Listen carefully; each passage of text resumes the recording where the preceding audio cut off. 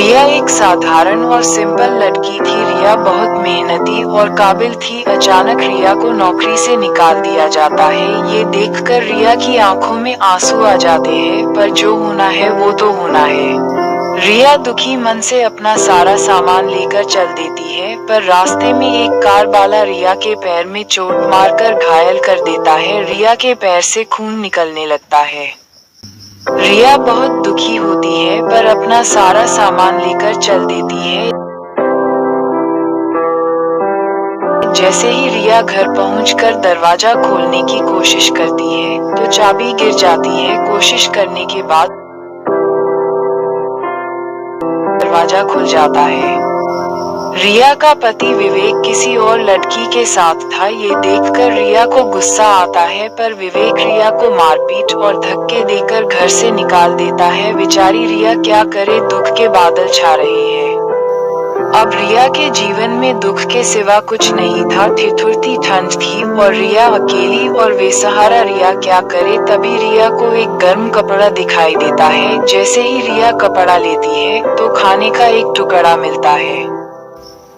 रिया बहुत खुश होती है खाना देखकर, पर रिया के नसीब में खाना नहीं था, क्योंकि वहीं पर एक बूढ़ी और एक छोटी बच्ची बैठी थी। रिया खाना उन दोनों को दे देती है और वहां से चली जाती है। अब रिया अपनी आंटी के पास जाती है मदद के लिए, पर वहां आंटी को तो खुद मदद की जरूरत थी। अब रिया उनसे क्या मदद मांगे, पर रिया क्या करे, आंटी का एक पुराना घर था।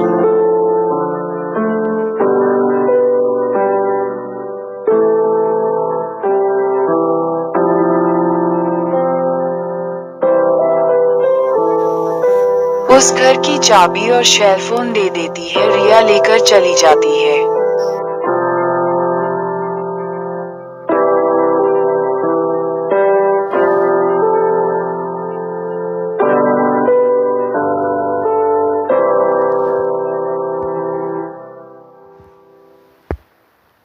रिया को रास्ते में एक पुल मिलता है। पुल की हालत बहुत खराब थी। पुल कभी भी टूट सकता था। रिया ने जैसे ही पुल पर चलना शुरू किया, पुल टूट गया, पर रिया की जान बच गई और सेलफोन पानी में गिर गया। रिया ने सेलफोन निकाला और पुराने घर की तरफ चल पड़ी।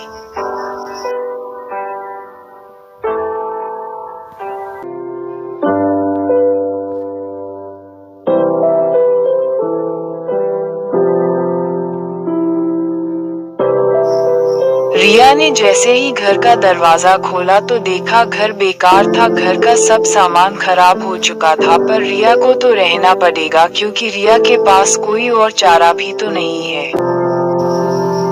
पर रिया को नहीं पता था कि अब ईश्वर ने रिया की मदद करना शुरू कर दिया है। अब रिया जिस सामान को हाथ लगाती,